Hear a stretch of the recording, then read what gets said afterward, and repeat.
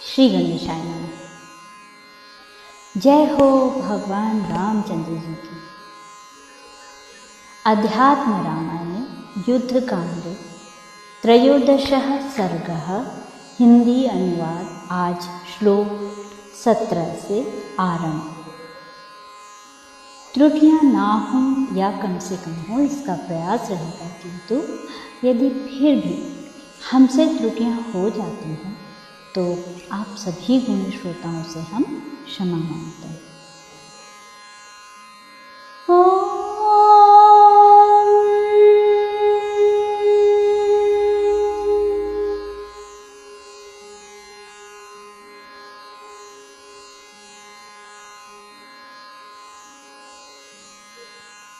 जो नाना शास्त्र और वेद समूह से प्रतिपादित नित्य आनंद स्वरूप, निर्विकल्प ज्ञान स्वरूप और अनादि हैं, तथा जिन्होंने मेरा कार्य करने के लिए मनुष्य रूप धारण किया है, उन मरकत मणि के समान नील वर्ण मथुरानाथ भगवान राम को प्रणाम करता हूँ।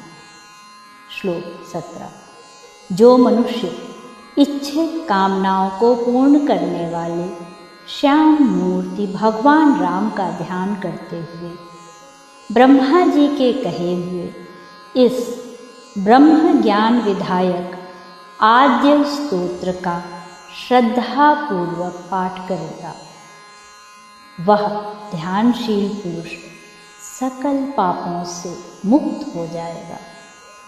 श्लोक 18।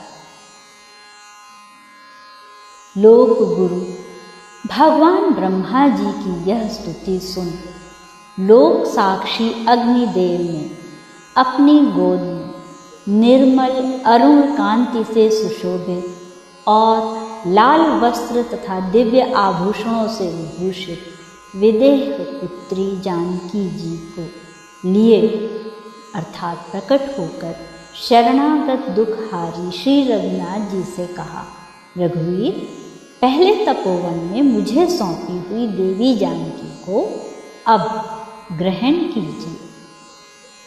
हे हरे, रावण का प्राण हरण करने के लिए अपनी मायामयी सीता रचकर रावण को उसके पुत्र और बंधु बांधवों के सहित मार डाला। हे प्रभु, ऐसा करके आपने पृथ्वी का भार उतार दिया। वह प्रतिबिंब रूपिणी माया सीता जिस कार्य के लिए रची गई थी उसे पूरा करके अब अदृश्य हो गई। अग्निदेव के ये वचन सुनकर श्री रामचंद्र जी ने अति प्रसन्न हो उनका पूजन कर प्रसन्न वदन जानकी जी को ग्रहण किया।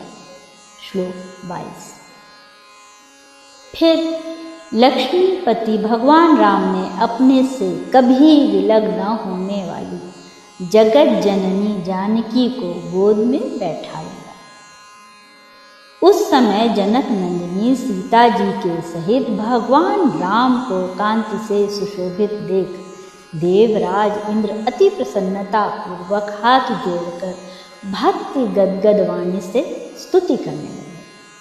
श्लोक 23। इंद्र बोले, जो नील कमल की सी आभा वाले हैं, संसार रूप वन के लिए जिनका नाम दावानल के समान है, श्री पार्वती जी जिनके आनंद स्वरूप का हृदय में ध्यान करती हैं, जो जन्म मरण रूप संसार से छुड़ाने वाली हैं और शंकरादि देवों के आश्रय हैं, उन भगवान राम को मैं भजता हूँ।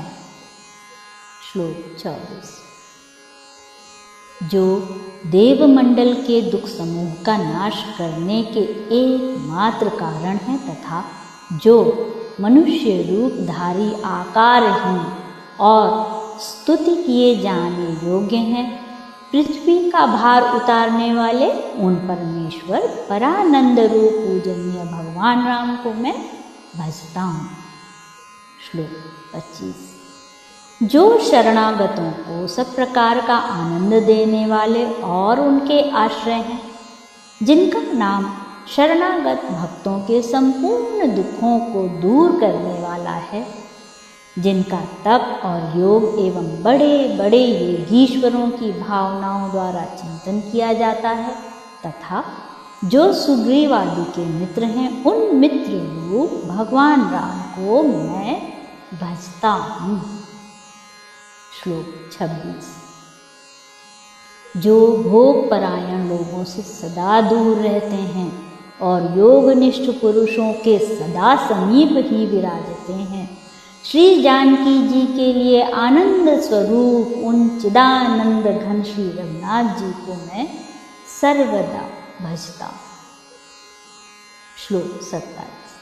हे भगवान, आप अपनी महान योग माया के गुणों से युक्त होकर लीला से ही मनुष्य रूप प्रतीत हो रहे हैं।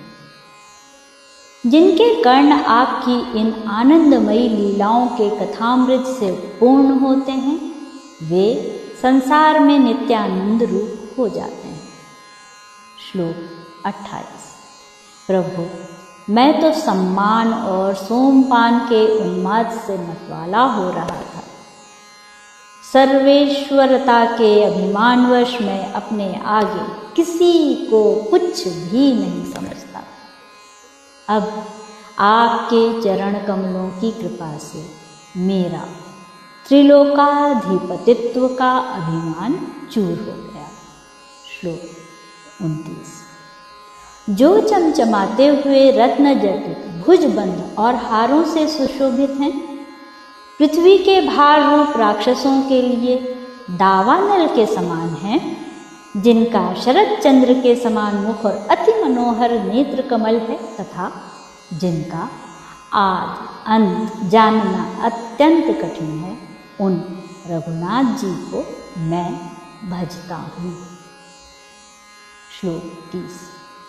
जिनके शरीर की इंद्रनील मणि और मेघ के समान श्याम कांति है, जिन्होंने विराध आदि राक्षसों को मारकर संपूर्ण लोकों में शांति स्थापित की है, उन किरीट आदि से सुशोभित और श्री महादेव जी के परम धन रघुकुलेश्वर रामचंद्र जी को मैं भजता हूँ।